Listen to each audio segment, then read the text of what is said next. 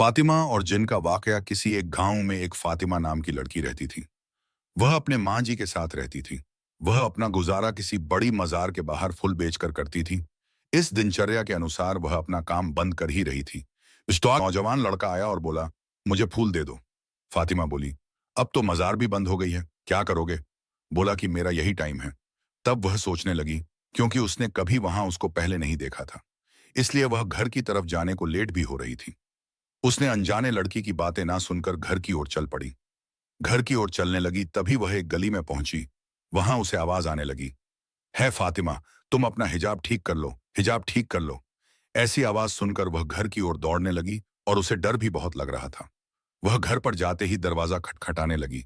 तभी माँ ने दरवाजा खोला और बोला कि तुम इतना परेशान क्यों हो, क्या हुआ? फातिमा बोली, कुछ नहीं माँ जी, आपने बोला था ना, मगरिब की टाइम जल्दी आना चाहिए घर पर, इसलिए मैं आ गई।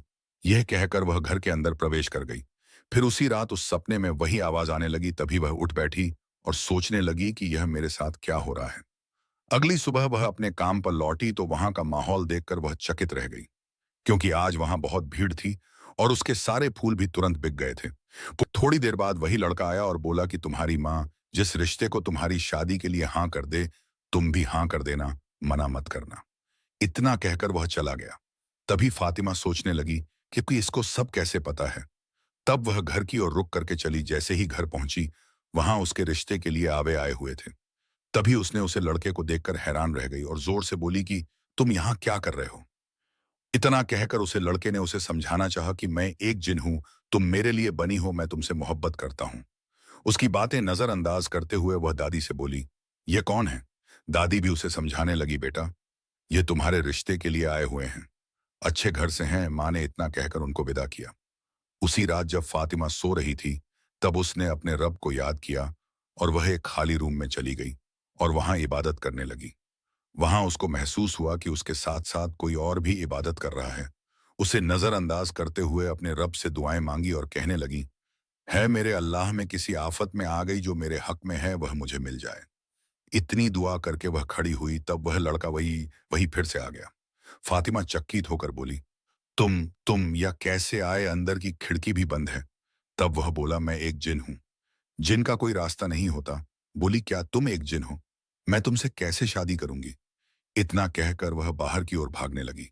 भागते भागते माँ जी से टकरा गई और माँ जी को पूरी कहानी बताते हुए रोने लगी। और माँ भी इस बात पर गौर करने लगी। फिर फातिमा टहलते टहलती एक सुंदर बगीचे में जा पहुंची। वहां उसे एक रोशनी से भरा चेहरा सुंदर दिखाई दिया। वहां जाकर उस आदमी से वह बात करने लगी, तुम कौन हो या कैसे बैठे हो?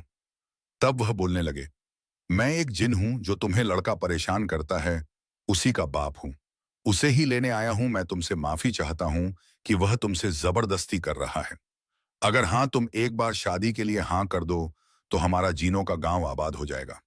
इतना सब सुनकर वह आश्चर्यचकित रह गई और इधर उधर देखने लगी और वह आदमी वहीं से गायब हो गया।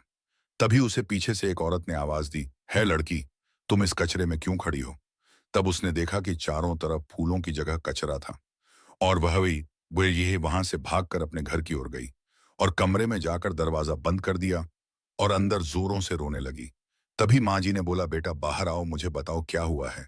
तभी वह बाहर आकर पूरा वाक्य से कह दिया और माँ ने कहा, तुम्हें मैं उसी मजार पर ले जाती हूँ, कहीं कोई बाबा मिल जाए। तभी फातिमा ने मना किया और बोला, नहीं माँ जी, हम किसी मौलवी के पास चलते हैं, वहीं इसका हल करेंगे।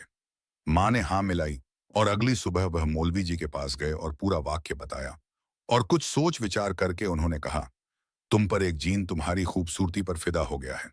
तभी फातिमा बोली, मैं इन सब से छुटकारा कैसे पाऊं? तभी मौलवी जी ने कुछ कुरान की आयतें और उस पर अमल करने के लिए बोला। जैसे जैसे उसी तरह अमल किया और जब अमल से उसको हल्का महसूस हुआ शरीर में, तो उसने एक रात ख्वाब दिखाई दिया जिसमें वह लड़का जिन जिन के रूप में आ गया और बोला, है फातिमा, मैं तुमसे मोहब्बत करने लगा था, तुम मुझसे डरती हो, कोई नहीं, अब मैं तुम्हारी जिंदगी में नहीं आऊंगा, और हाँ, जब तुम सच्चे दिल से मुझे याद करोगे, मैं तुम्हारे लिए हाजिर रहूंगा।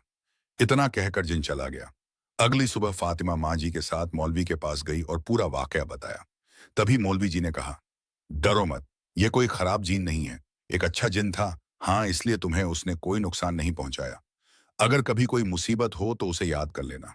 इससे फातिमा खुश होने लगी और माँ के साथ घर की ओर चल पड़ी।